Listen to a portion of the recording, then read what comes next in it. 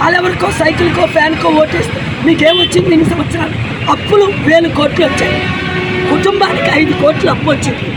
గమనించండి, ఇదే చివరి ఎలక్షన్, ఇదే మీకు చివరి అవకాశం. నన్ను అత్యధిక మెజారిటీతో గెలిపించండి. విశాఖని, ఆంధ్రాని, తెలుగు రాష్ట్రాల్లో 42 ఎంపీలు ఉన్నారు. నన్ను ఒక్కరిని పార్లమెంట్కి పంపరా? ఆ తప్పు మరలా చేస్తారా? మీ కొరకు నేను ఎండకి ఎండుతున్నా.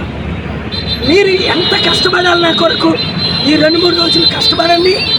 20-30 సంవత్సరాలు అభివృద్ధి పొందండి.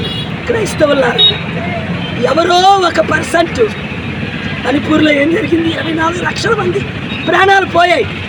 అందుకే హిందువులందరూ నన్ను కోరుకుంటున్నారు, ముస్లిం క్రిస్టియన్. శాంతి పాలన, కొండ పాలన, అభివృద్ధి పాలన, నీతి పాలన, మంచి పాలన.